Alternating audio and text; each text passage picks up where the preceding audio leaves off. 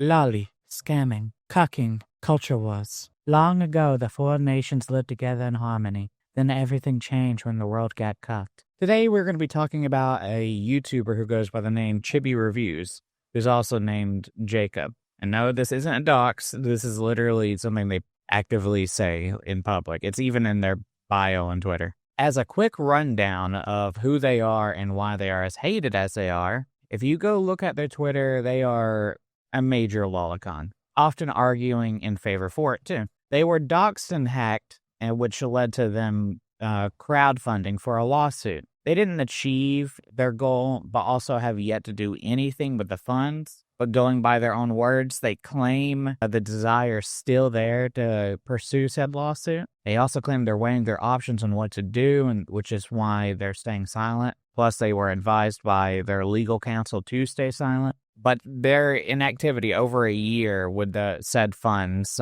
is why a lot of people regard them as a scammer. He pointed out how popular the NTR label is, or if you don't know what that means, it's essentially the cuck tag on a lot of porn sites or hentai sites or whatever. He claims that since it is so popular that many people are lying about not liking it. The irony in this, however, he himself has claimed that he too doesn't like it. And the irony is that, he's arguing on behalf so many people are closeted cuckoldry enjoyers, and then here he is publicly saying how he too also does not partake in the forbidden watch my girlfriend eat another fruit. But yeah, it's the reason why most people think he is into NTR or cucking. And culture wars, possibly what leads him to maybe, if not the most hate, but the most consistent hate. He was relatively an inoffensive person, but starting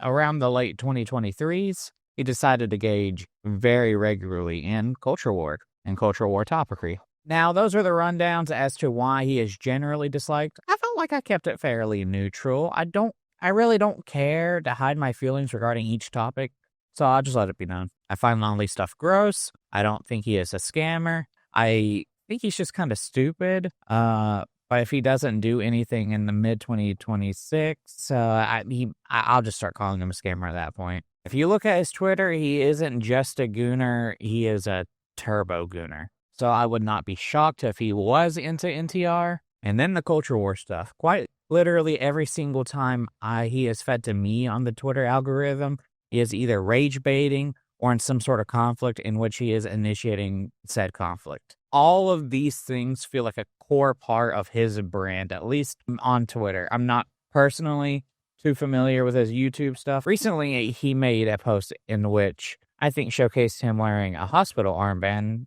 which he took down from an attempted suicide. I assume before said post, he made this one that is saying on the 11th, saying, I want to die. He then explained why he deleted said armband post, explaining his well-being and he was discharged from the hospital. Later, he would then say he just lost his fiancée, best friend, entire friend circle within 24 hours, and he's never felt this alone before. Then he made a video where he would essentially unload all of his dirty laundry. On the 11th of February, he discovered his fiancée cheating on him with his best friend of 10 years, after in which he would drown his sorrows out with alcohol, possibly to the point of such excess that he either would drink himself to death or to the point he would drown himself in a lake. An officer found him and escorted him to a hospital. He was then later discharged, which honestly seems kind of insane regarding someone who was seemingly suicidal. He would then confront her and then claimed she left afterwards. After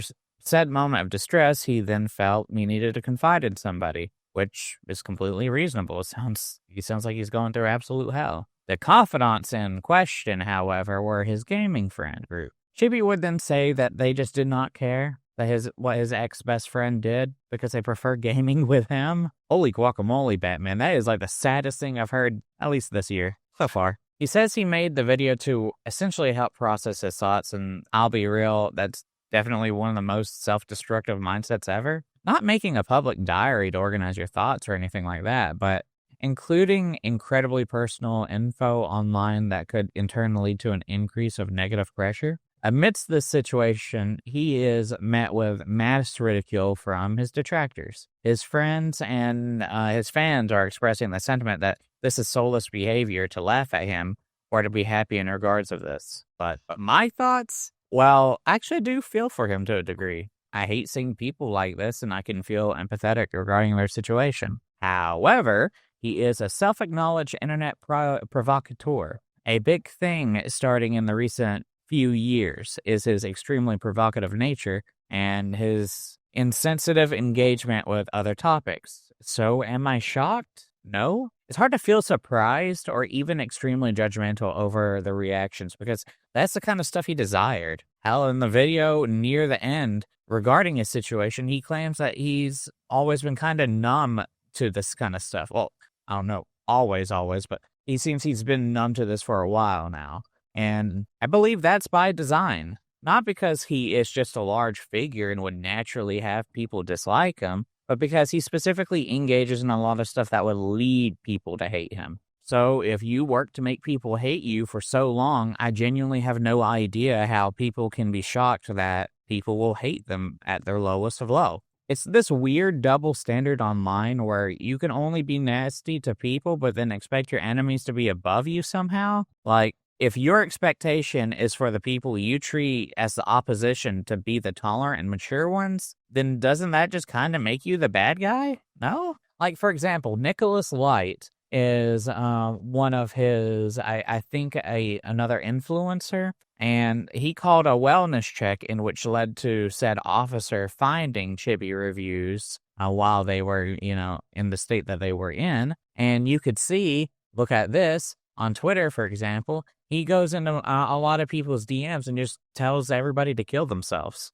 And then on Twitter, as of 23 hours ago, as I'm making this video, he goes, people on this app are willing to push someone to commit suicide because of anime, drawings. Think about that. It's always the same people, too. Like, dog, do you not hear yourself? Like, and they don't. These people don't hear themselves. They always think that, their mind is on autopilot and they just exist to have fun and disregard everything else. And then, as soon as something serious happens, they're like, whoa, everybody actually needs to be more nuanced and thoughtful, guys. Anyway, I don't wish him death. I kind of hope he becomes better, because fundamentally, if people around you are all this willing to abandon you, I think there needs to also be some self-reflection on your end, too.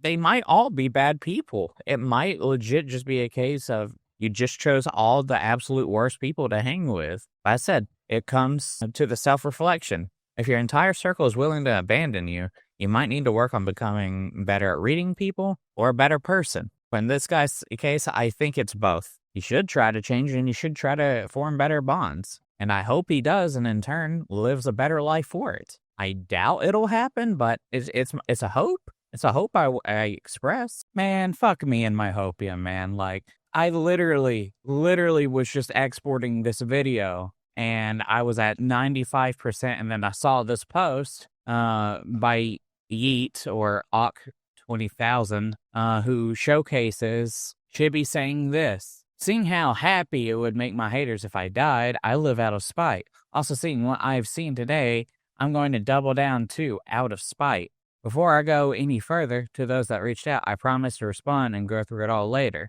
I noticed a lot of pattern recognition from certain groups today.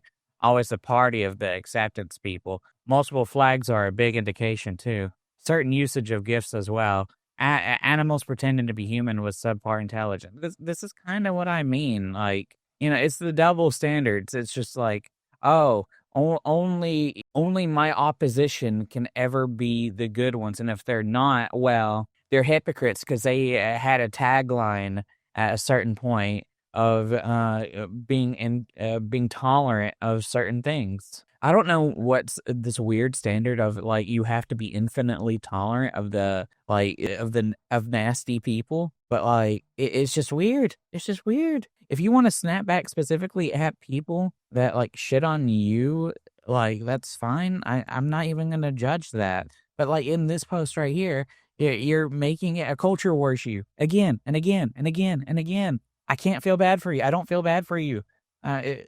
it sucks to suck. I'm sorry, and I'm not gonna even chalk this up to like him, lashing out because of it's such a heavy situation. This is how he is. This is just him. Nothing has changed before, like getting cheated on. Before all these bad things that happened to him, like this is who he was. This is what I consistently saw online.